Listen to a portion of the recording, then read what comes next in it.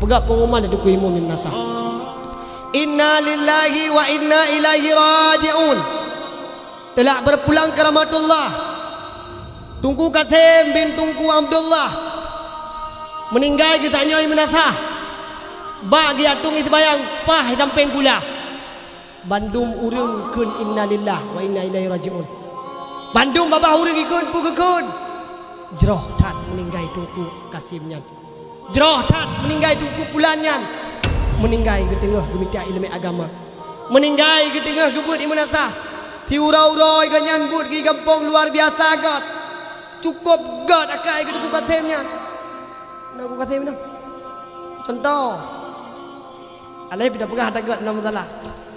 Cukup god akai ke Tunku Kasimnya seumur udip ganyan hantam pernah tepak ngau urang tetangga. Hantam pernah karuap gara-gara ganyan. Hantam pernah ganyan ke bubut abah mabut yang jid ku bengeh gak. God tat akai Tunku Kasim yang bagah tat kecok oleh Allah. Ada nama orang God pasti lagi yang dapat tibit abah kita nyomak. Di tengah kai tibit abah orang kampung God jeroh. Maka di hadapan Allah luar biasa jeroh, luar biasa God. Tapi bila mana mak mentua ayahmu bahagia. Tekedi kepegat pengumuman dari kuimu minasah.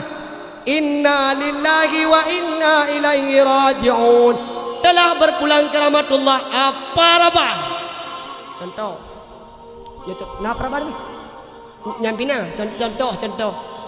Menan meninggal apa raban pu ikut dia urung. Lagi aku perle hit barakan aku perle rabannya rumah teh. Hanjir kebut. Kebi hanjir kebut. Wate rapat di menatah kacau rapat gop gara-gara rabannya. Menyonai rabannya di kampung dari barakan. Pak yang baju pak yang je ho yang tajak takalan ngau le mata. Idu baca jaga udep judi gara-gara raban. Imunatah biweng cip. Hoyai ja payai duk tiknyan berkata ni. Pokok ji puyai nyoba rabanyan puyai pegat puyai pelakui cemaruh roi ji. Kana je kebut. Brok that uri rabanyan.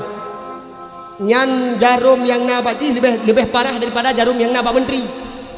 Karu urang ubenai kampung gara-gara rabanyan. Pakai perumoh ngelakau, pakai kecil ngan kuimum, pakai anggota nyong ke anggota ji, pakai kaur kampung, pakai perangkat desa sitok gara-gara rabannya. Si barakan si perle jubu mate ni. Nyomak mutuah walau Tunku rabanyan. Urang tikui tengah ke ibadah ke Allah.